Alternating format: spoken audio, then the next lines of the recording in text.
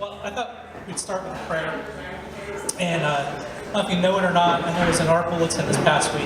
The U.S. bishops decided that this week they set this apart as Natural Family Planning Week. Natural Family Planning Week, sorry.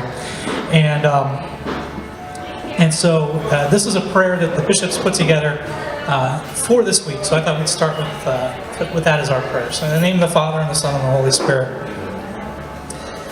Father and Maker of all, you adorn all creation with splendor and beauty, and fashion human lives in your image and likeness. Awaken in every heart reverence for the work of your hands, and renew among your people a readiness to nurture and sustain your precious gift of life. Grant this through our Lord Jesus Christ, your Son, who lives and reigns with you in the unity of the Holy Spirit, one God, forever and ever. Amen. So,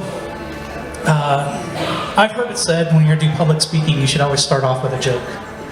And since we're at Molly's, I thought I'd come up with an Irish pub joke. So completely unrelated to tonight's topic. But this man moves into a small village in Ireland, and his first night there, he goes to the local pub. He goes up to the bartender and he orders 3 beers. Gets the beers, sits at a table by himself, drinks all 3, and leaves. The next night he comes and he does the same thing. And he does this for about a week, and the people in the village are kind of getting suspicious of this guy. What's going on? Why does he do this? It's kind of an odd ritual. So the bartender asks him, he says, I've got to ask you, why do you get 3 beers at one time, sit, drink them, and then leave? He says, oh, well, I have an easy explanation for that. I have 2 brothers. One lives in America, one lives in Australia. And when we left home, we made a pact among ourselves that we would always, every evening, sit down and drink 3 beers as if we were sitting down and drinking together. And the bartender's like, oh, that's pretty cool. And he became known as the man who drinks 3 beers. And this goes on for weeks and months. And then one night, he comes into the pub and he orders 2 beers. And he goes and sits in the corner, drinks his beers, and leaves. And again, this goes on for a couple of nights in a row. There's whispers, there's murmurings, what's going on? Did one of the brothers die? So the bartender, one night, as he comes up to make his order, says, I just want to know, you have our deepest sympathies on your loss. And the guy looks at him kind of puzzled. He says, what do you mean? He says, well, I noticed you're only ordering 2 beers now. He said, oh, no, that's okay. I gave up drinking for Lent.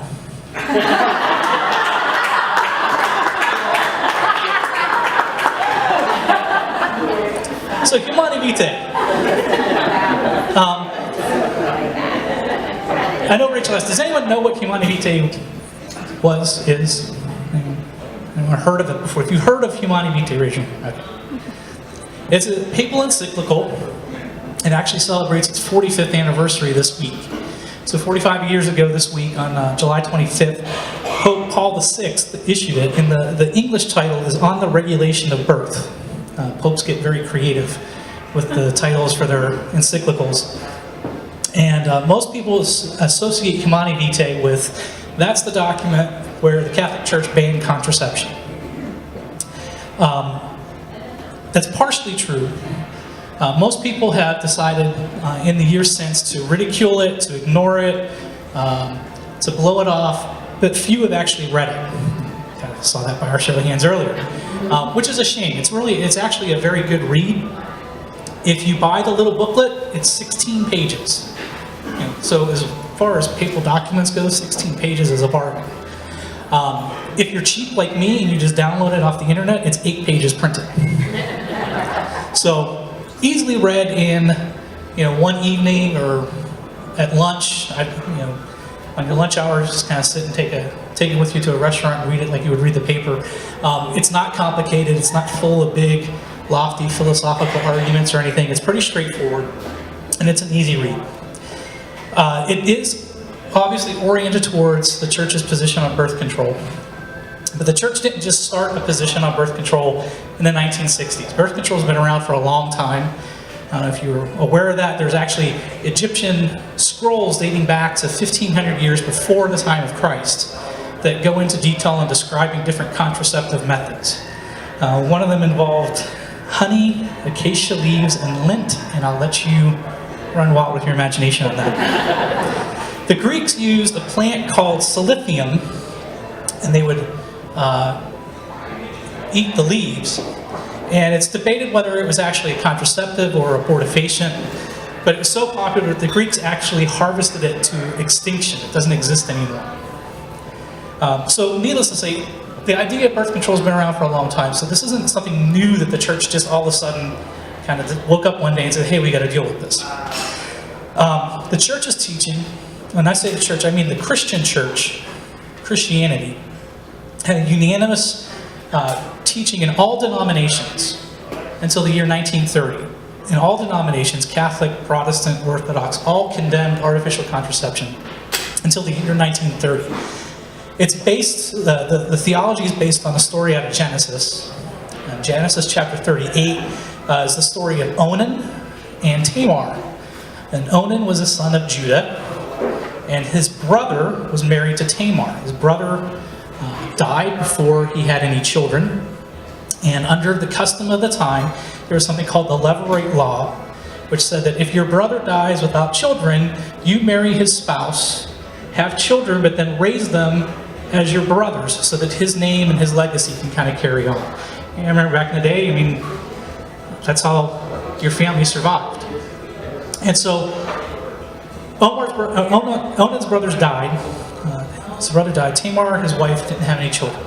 So Judah, his father, says, hey, take Tamar as your wife and give your brother sons. And Onan wasn't too keen on the fact that he would have to raise these children not as his, but as his son. So the scripture says that Onan and Tamar got together, and Onan withdrew and spilled his seed on the ground. And it says that that was so displeasing. Actually, the Hebrew describes it as such a perversion in the sight of God that Onan was struck dead, and he died. Now, some have argued that Onan's sin wasn't necessarily the spilling of his seed so that he wouldn't conceive, but it was because he broke the Levirate law. But in Deuteronomy 25, the Levirate law is covered, and it gives a punishment for what happens if you broke the Levirate law. The woman could bring you before the elders of the town, and in their face make an accusation. Then spit in your face and take your shoe. And then you would forever be known, your surname would be changed to basically dude with loose shoes. Not exactly a death sentence. So obviously Onan wasn't struck dead for breaking the Levirate law. It happened frequently. There was a punishment set forth. It was mostly just embarrassment. The Christian church has always interpreted that passage as God's condemnation of contraception. It continued, we could see in the writings of church fathers like Clement of Alexandria and Hippolytus that it was condemned. The Council of Nicaea in 325 condemned sterilization to avoid children. St. John Chrysostom, a saint who lived in the late 300s, had this to say: "Why do you sow where the field is eager to destroy the fruit, where there are medicines of sterility, where there is murder before birth? You do not even let a harlot remain only a harlot, but you make her a murderer as well. Indeed, it's something worse than murder, and I do not know what to call it, for she does not kill what is formed, but prevents formation." Kind of strong words from St. John Chrysostom. St. Augustine in the early 400s wrote that intercourse, even with one's legitimate wife, is unlawful and wicked where the conception of the offspring is prevented. If both man and woman are party to such practices, they are not spouses at all. Protestant brothers and sisters would probably be a little bit surprised if they heard what Luther and Calvin had to say about it. Luther called contraception far more atrocious than incest or adultery, and Calvin called it a monstrous thing and compared it to the sin of murder. So we've got long-lasting, long-standing, unanimous teaching in the Christian faith for almost 2,000 years.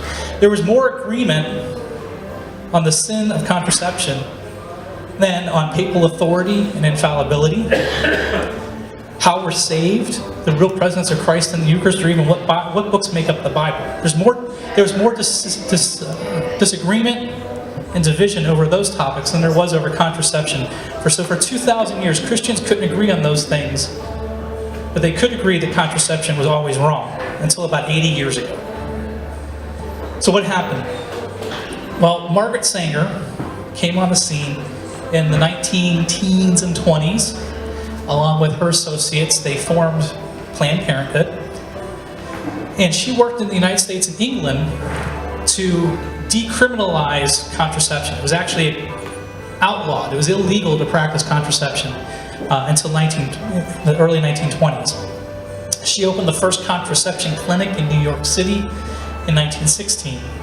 She wanted all women to be free from the chains of motherhood, free to be able to engage in sexual activity, let's say, without being punished with a baby, as certain modern politicians would phrase it. I look at Margaret Sanger as probably one of the most evil people of the 20th century. That's saying a lot because there's a lot of competition for evil in the 20th century. But when you stop and you think of her work, the millions of people not conceived, the work she did to push abortion, and the Planned Parenthood still continues on in her name. She supported forced sterilization of certain groups of people and pushed eugenics, which was later picked up by the Nazis. Some of my favorite Margaret Sanger quotes. She said, and she proposed a bill to that the United States should pass called, I can't think of the name of it, it was basically on child rearing. And under that bill, she said that, quote, "No woman should have the right to bear a child, and no man shall have the right to become a father without a permit." She said that birth control must lead ultimately to a cleaner race. We don't want word to go out that we want to exterminate the Negro population, and the minister is the man who can straighten out that idea. And then my favorite quote, probably her most famous, is that the most merciful thing that a large family can do to one of its infant members is to kill it. Margaret Sanger was successful, along with her companions, in shifting the tide of public thought on contraception. It went from a taboo subject to a socially acceptable subject. The way she did that was through civil disobedience, kind of what we would call marketing campaigns. She engaged in debates with her opponents, but mostly what she would do was frame the really extreme hard cases. Families that had lots of children that were in extreme poverty, or women that had health problems that risked death if they were pregnant, and pushed those forward as the norm.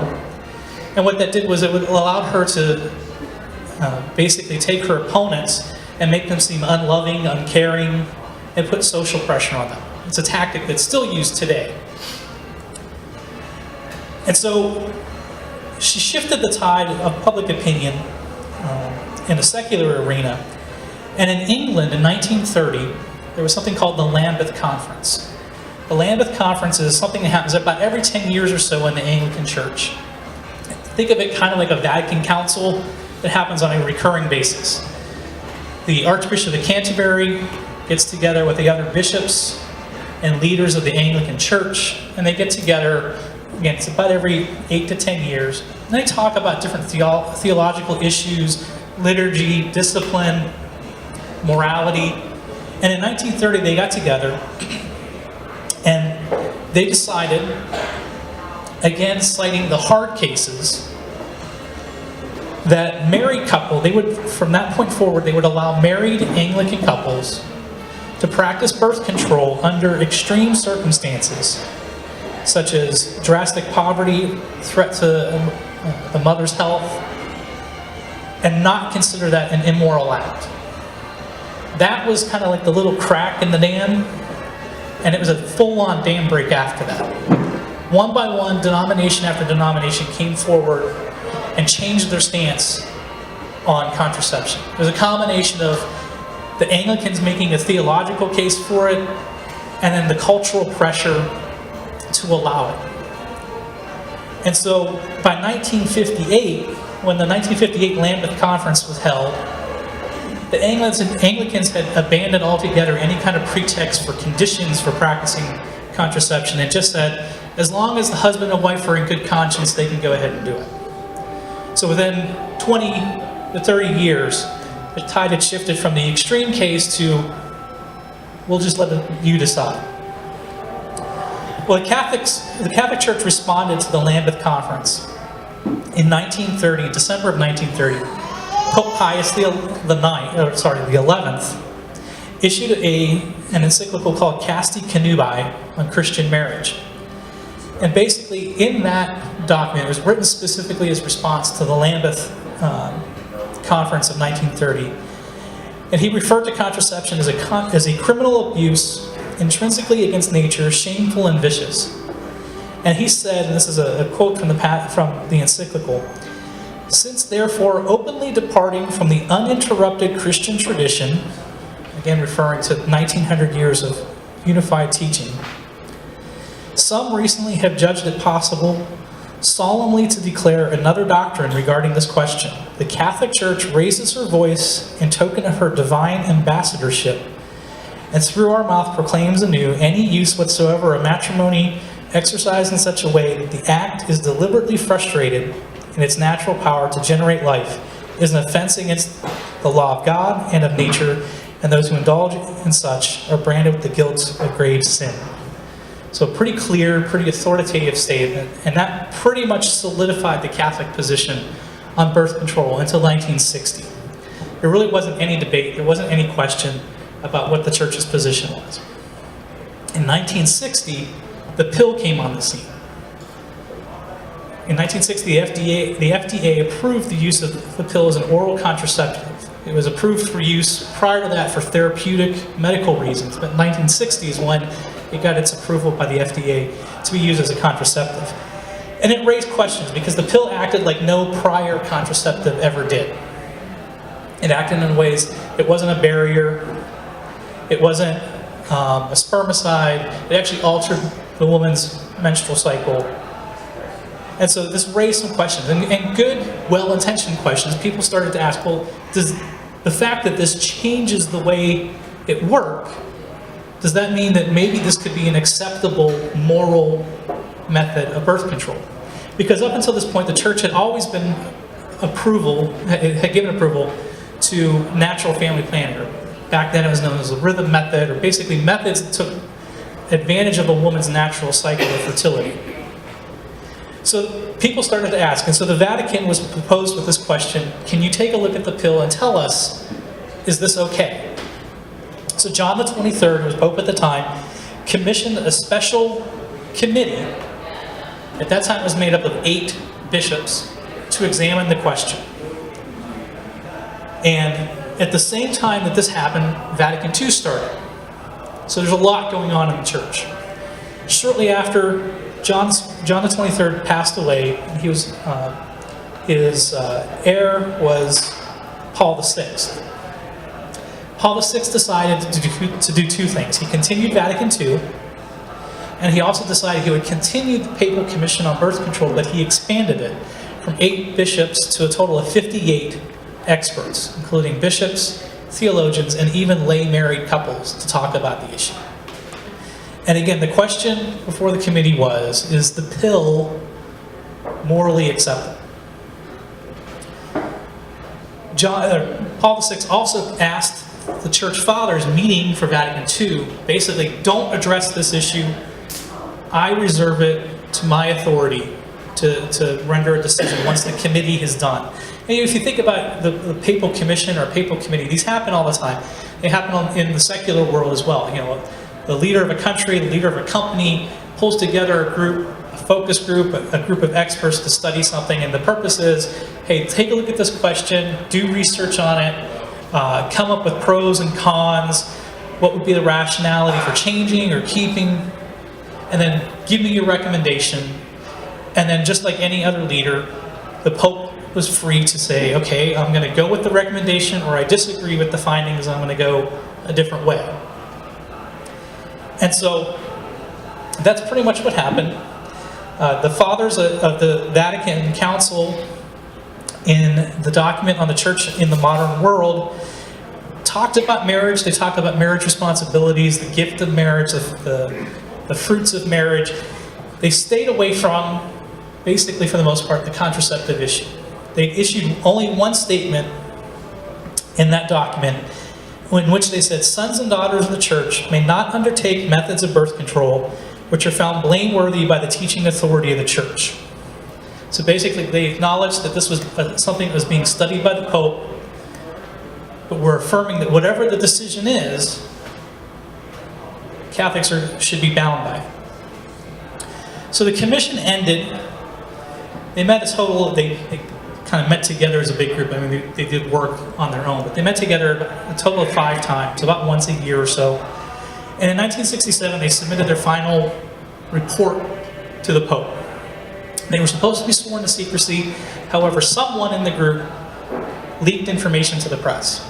And what they leaked was that there was 2 reports being submitted to the Pope. There was a majority report that recommended a major change, a major shift in the church's position on birth control, beyond just the pill, and a minority report that upheld the church's traditional teaching and also found that the pill violated that teaching and should be considered immoral.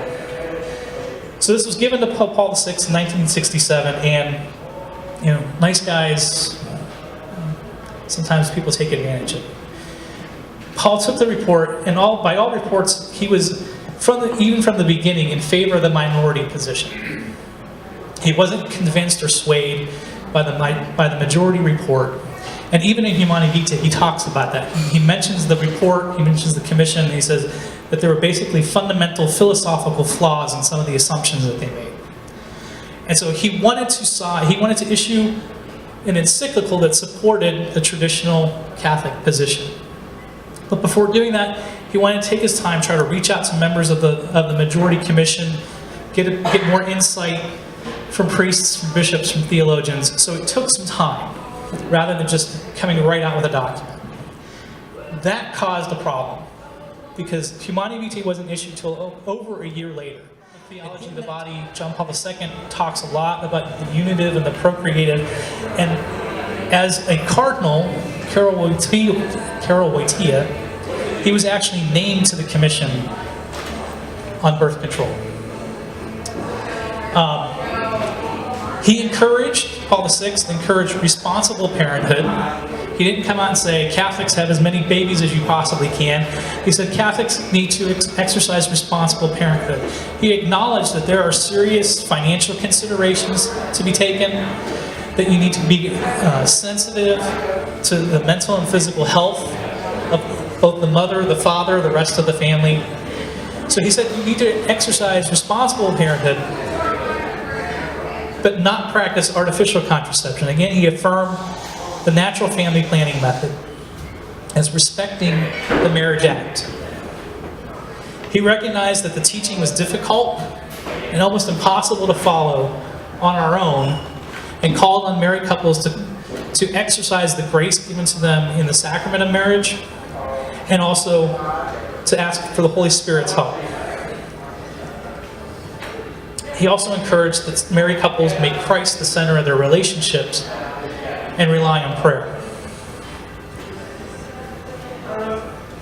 It was made public, it was issued on July 25th, it was made public on July 29th, which isn't all that unusual. The Pope will approve a document, then they'll hold a press conference to release it to the public. On July 29th, on July 30th, Charles Curran, who is a priest and a theologian teaching at the Catholic University in Washington, D.C., along with a group of 200 other Catholic theologians, held their own press conference. And at that press conference, they informed any Catholics listening, along with the rest of the media, that the Pope's teaching in Humane Vitae was not authoritative, it was not binding, and that Catholic couples were free to dissent from that position. That they can make their own mind up and follow their own conscience. A Catholic teaching, moral teaching, makes conscience a very big thing. Conscience is a very important part, a central part of Catholic moral teaching. But the Church also says that it has to be a properly formed conscience. Not just the conscience that says do whatever you feel good, what feels good, or do whatever you want, but form it according to what the church teaches is right and true, and then do that. But Curran and company didn't do that. They just basically told married couples, do whatever you want. You can ignore this teaching. This was probably the largest revolt. Since Vatican II, we've seen the largest revolt in the Catholic Church, I would say since the Reformation. Because that's carried over into other areas. The whole idea that you can be a good Catholic, but pick and choose what you believe, started with the response to Humane Vitae. Before the response to Humane Vitae, even in the days after Vatican II, the idea that you could be a good Catholic and choose what you want was a foreign concept. It began here. Curran himself was eventually banned from teaching in Catholic schools, or even from representing what he says as Catholic teaching. But it took many years to get to that point. He currently teaches at Southern Methodist University as a moral theologian, although he's in favor of abortion, premarital sex, and homosexual behavior. The church's teaching has been called divisive, archaic, out of touch. You hear people complain that the church has no business in my bedroom, that the Pope can't tell me what to do with my body. All similar things that you hear from a pro-choice angle as well when arguing about abortion. This idea that the church has no moral authority in the areas of personal sexuality, again, was born in the response to Humane Vitae. Paul VI anticipated that there was going to be resistance within the church, and he also recognized the changing tide in popular culture towards contraception. And in Humane Vitae, he made 4 predictions of what the world would look like if his teaching was ignored and contraceptive mentality became the norm in our society. He said 4 things would happen, and we'll look at these individually, but he said that there would be increased marital infidelity and moral decline, that women would be reduced to sexual objects to satisfy men, that there would be a threat of government coercion and abuse on married couples, and it would encourage man to have a false sense of control over his own body.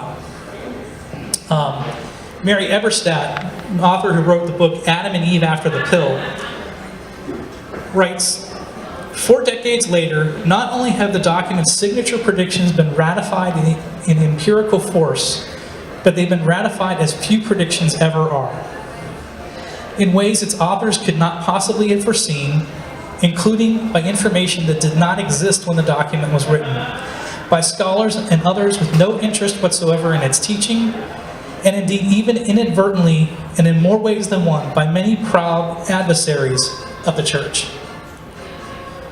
I highly recommend her book. Again, it's Adam and Eve After the Pill. It's not specifically about Humane Vitae, it's more about taking a look at the sexual revolution and the problems that have come from that. But her premise is that the sexual revolution of the 60s and 70s could not have happened without widespread acceptance of the pill. So let's look at what Paul VI said and how he's been proven right. On increased infidelity and lowering of moral standards, he wrote, "Let them consider first of all how wide and easy a road would thus be open towards conjugal infidelity and the general lowering of morality. Not much experience is needed in order to know that human weakness and to understand that men, especially the young, who are so vulnerable on this point, have need of encouragement to be faithful to the moral law, so they must not be offered some easy means of eluding its observance." Just by way of statistics, and these aren't Catholic statistics, these are just statistics. According to the CDC, the U.S. divorce rate in 1900 was 7%.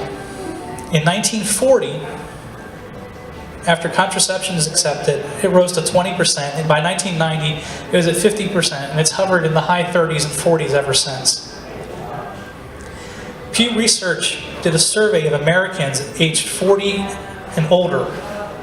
In 1960, they found that 15% of American adults aged 40 or older had never been married. By 2010, that number was 30%.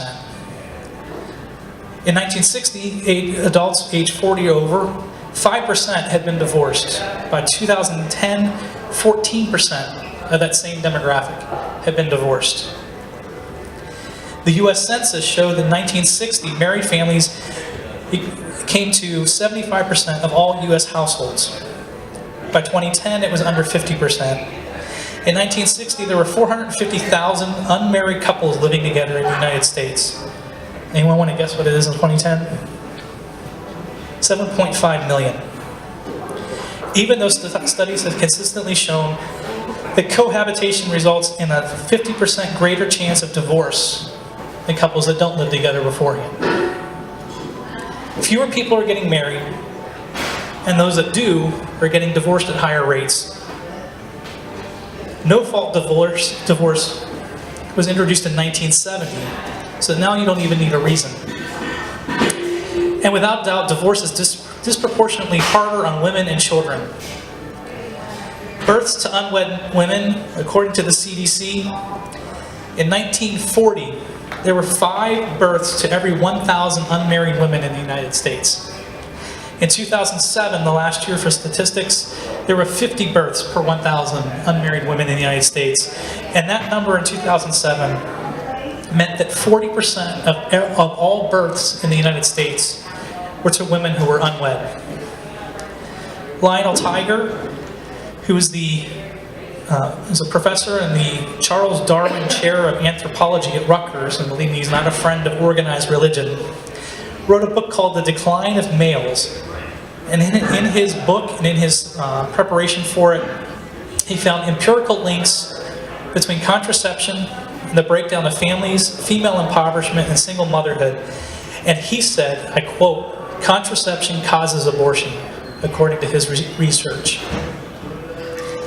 When it comes to abortion, you're probably familiar with the statistics, but 55 million abortions have taken place in the United States since 1973, about 1 a year.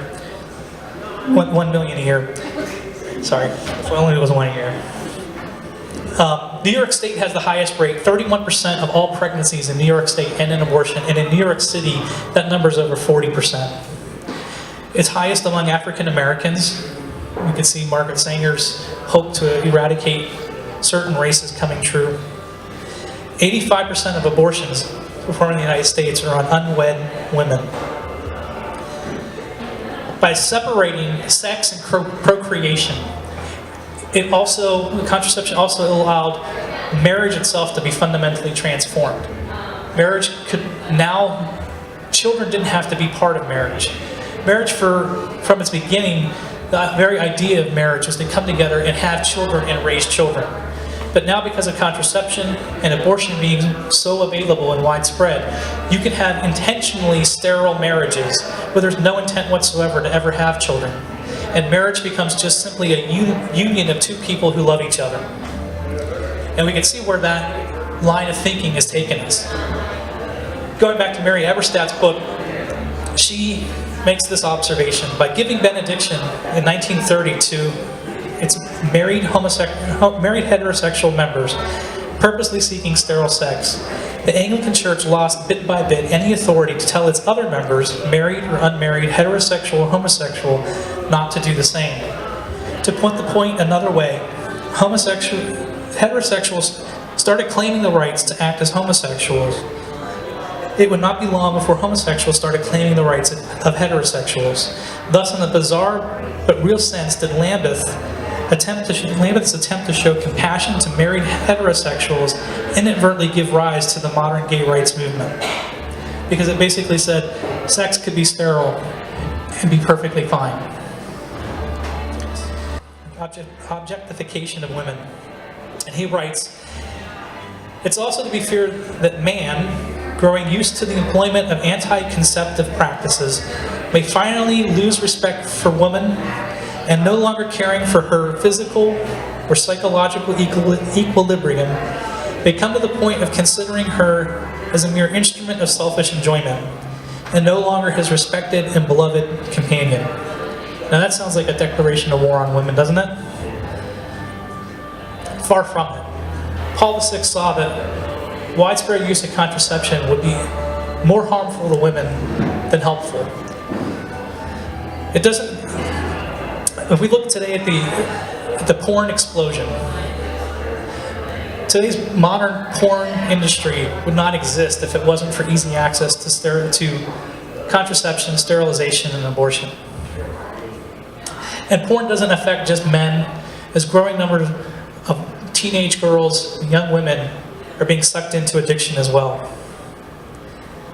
We look at the hookup culture found in today's youth and young adults, with casual sex replacing dating. During the recent Texas demonstrations for the abortion bill that was being considered in Texas, we saw, we were actually granted kind of a rare glimpse inside what is really at stake in a spiritual sense, I think. I mean, apart from the completely obscene posters and slogans and sayings and chanting "Hail Satan" to drown out singing of Amazing Grace, we see that you had the advent of the pro-choice movement. Anyone hear of pro-choice? Not pro-choice, bro-choice. Anyone know what it is? I'll tell you. In their own words. A bro-choice is where I'm pro-choice because I'm a man, and if a woman doesn't have access to abortion on demand, then I won't get laid as often. Bro-choice is the right choice because if you want to get laid, you best go with the bro-choice. Again, further objectification of women. Paul VI warned that governments could possibly take contraception and use it to coerce families. Obviously, probably the best example is China. China's one-child policy started in 1979, and it survives on the backs of contraception, sterilization, which is often forced, and abortion, again, many times forced. But China's not the only example. Population alarmists have suggested similar practices be adopted, or even going back to Margaret Sanger's idea of demanding or requiring licenses for parents to have children.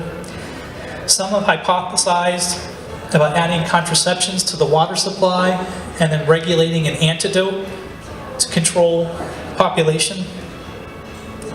We've seen with Obamacare and the Health and Human Services mandate here in this country trampling over religious freedom by requiring individuals, businesses, even faith-based ministries to provide and or pay for contraception, and if they could get away with it, it would include abortion as well. And just last week, I don't know if you saw, there was a story about the California prison system. An internal investigation revealed years of illegal sterilization being performed on women inmates. Sometimes women were reported being coerced or forced into making the decisions for tubal ligations. The final warning from Paul VI was that man would have a false sense of control over our bodies. And the example that I turn to for this, where everything else has been artificial contraception, is the artificial conception industry. In vitro fertilization separates the unitive and procreative, and for the same reason as artificial contraception, those methods are also condemned by the church. That's kind of a whole other theology on tap, but the basic idea is the same. And IVF brings along its own host of problems. It includes selective abortions. And many times, multiple embryos are created, some are implanted, some are put on cryogenic storage. They may implant 4, hoping that one will take, and then if multiples take, they'll do selective abortions. Those cryogenically frozen embryos, or snowflake babies, also create their own ethical dilemmas, because these are human beings that are just in suspended animation. You could conceivably have a brother that was conceived, a brother or sister conceived at the same time as you, born 20 years later by a surrogate. We see polyparenting, where you have an egg donor, you have a sperm donor, you have a surrogate, who gives birth, and then the child's raised by an adoptive parents. Embryonic research, where embryos are intentionally destroyed for scientific research, and human cloning is probably not that far down the road. We see the rise of the sperm donation industry. In 2011, the New York Times featured a story about one man who is thought to be the father of 150 children. Most of them don't know that they all come from the same sperm donor, if they know that they're from a sperm donor at all. But they're all within the same geographic area. So 20 years from now, boy meets girl, and they don't realize that they're half brother and half sister. 2012, Huffington Post began a story about another sperm donor, and the article started with this line: Ed Hubin was a virgin until the age of 34. Now he's the biological father of 82 children. Now, obviously, those aren't directly connected to contraception from point A to point B. But the problem, and this is where the church's teaching comes in, is that accepting contraception separates life and love, and it objectifies the sexes. The teaching of Humane Vitae had been confirmed by the Magisterium, John Paul II, in 3 different encyclicals: Familiaris Consortio Evangelium Vitae and Veritatis Splendor. All 3 of those documents by John Paul II condemned artificial contraception. Many have heard John Paul II's phrase, the culture of death. That term was coined in Evangelium Vitae. And one of the first examples that John Paul II gave of the culture of death was artificial contraception. He also talks about it extensively in his Theology of the Body. And to remove any doubt, in a 1987 address, Pope John Paul II said the following: "The Church's teaching on contraception does not belong to the category of matter open to free discussion among theologians." In other words, case closed. Benedict XVI and Francis have also confirmed, either as Pope or in their prior lives as archbishops and cardinals, the Church's teaching. So you're sitting here thinking, well, what difference does this make? Everyone ignores it anyway. Why should I even care? Why should I bother? And it's true. There are many Catholics that just choose to ignore or reject the Church's teaching on this subject. What's ironic is there's growing acceptance of the Church's position on contraception among evangelical Protestants. In fact, some studies estimate that there are more Protestants using NFP than Catholics. I think that there are 3 reasons to follow Humane Vitae and the Church's teaching in this area. It's true, we're called, and in the end it's about sin. It's true. The Church's teaching on matters of sexuality aren't intended to be killjoys or a list of thou shalt nots.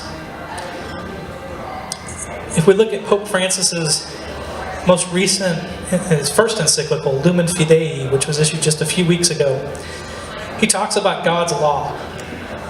And he says that God's law is not a set of negative commands, but concrete directions for emerging from the desert of the selfish and self-enclosed ego in order to enter into the dialogue with God, to be embraced by His mercy, and then to bring that mercy to others. That's why we follow God's law. It's liberating.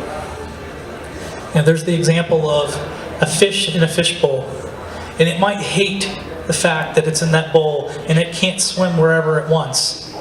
But if you take that fish out of the bowl and you lay it on the table and give it freedom, it doesn't really help the fish, does it? Sometimes God's laws are there to help and to protect us.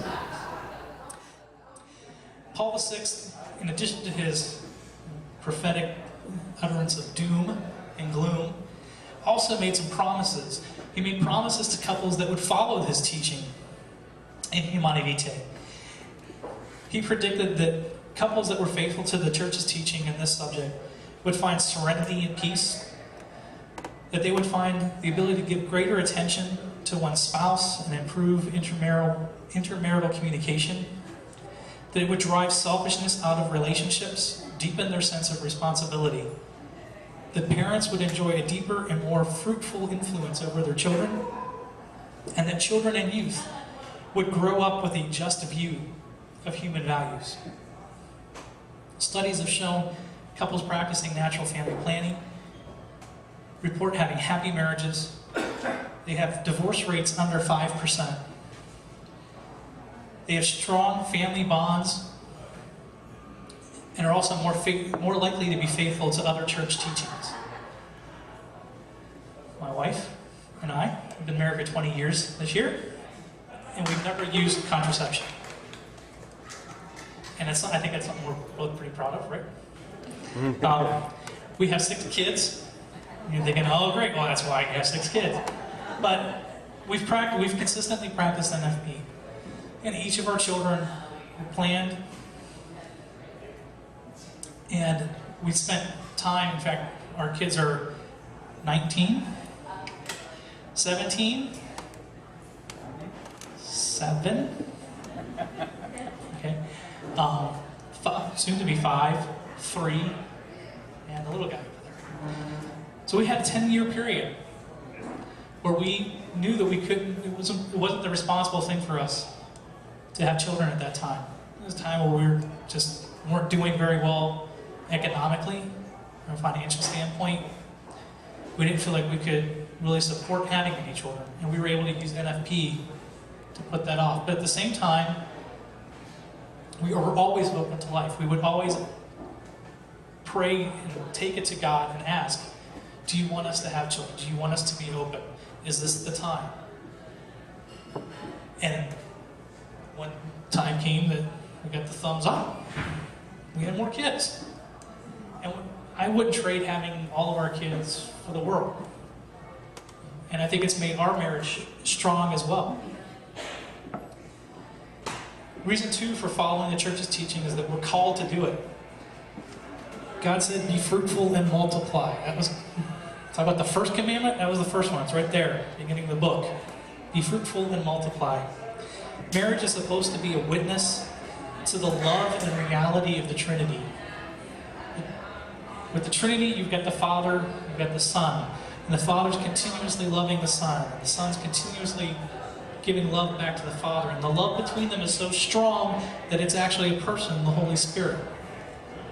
And in that, we see how we're supposed to mirror that. That when a husband gives himself to his wife, and the wife to the husband, that love is so strong that 9 months later you have to give it a name.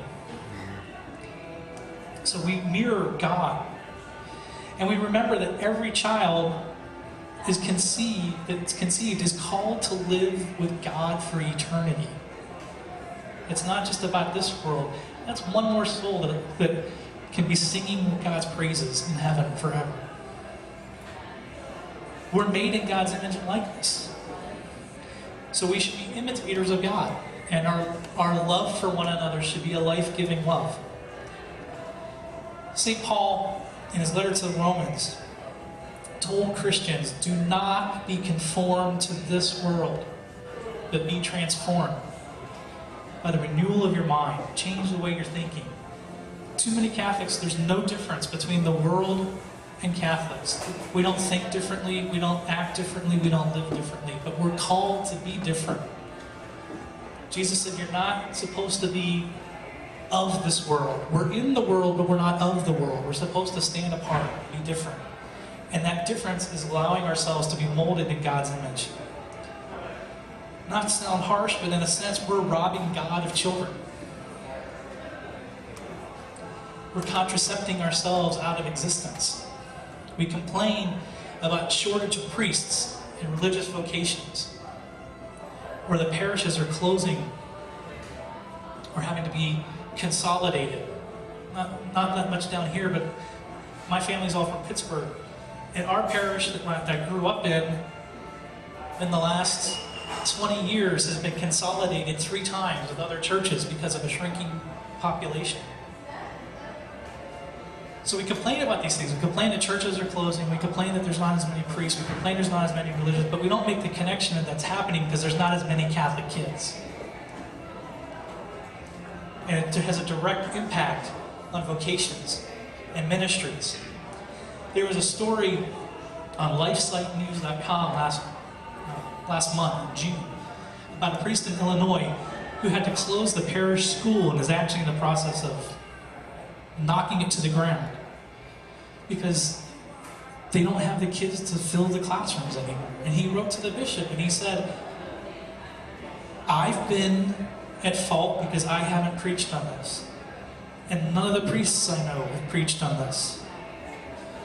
We've been afraid to turn people away. We've been afraid that we'll lose people and they'll leave the church by not teaching on this. And instead, because we haven't taught on it, there's no one in the church to lose anymore. And he called on his bishop, please encourage the seminarians, encourage the other priests to preach on this so we don't have to close any more schools. Final reason, because according to the church, not following this teaching is grounds to be a serious sin. The Catechism 2370 says, in contrast, every action which, whether in anticipation of the conjugal act, or in its accomplishment, or in the development of its natural consequences, churches just, we're a little wordy, proposes, whether as an end or as a means, to render procreation impossible, is intrinsically evil. Do you know what else the church says is intrinsically evil? If you Google what the church calls intrinsically evil, there's actually a list that pulls it out of the catechism, like how many times intrinsically evil shows up and what it talks about in the catechism. And this is what it says. This is what the Catholic Church, apart from contraception, calls intrinsically evil. Murder, abortion, euthanasia, theft, lying, fornication, adultery, and blasphemy. Not a list you want to be on. What we do with our bodies matters. We're embodied souls. What we do with our bodies affects our souls. And ultimately, at the end of the day, contraception is a spiritual matter. It's a mindset and it's an attitude of the heart. You can use NFP and still be contracepting in your mind. That's not to say that I can have a non-contraceptive mindset and use artificial means. There's a legitimate means that you can use, but you can still have a contraceptive mindset, a mindset that looks at children as a virus to be prevented.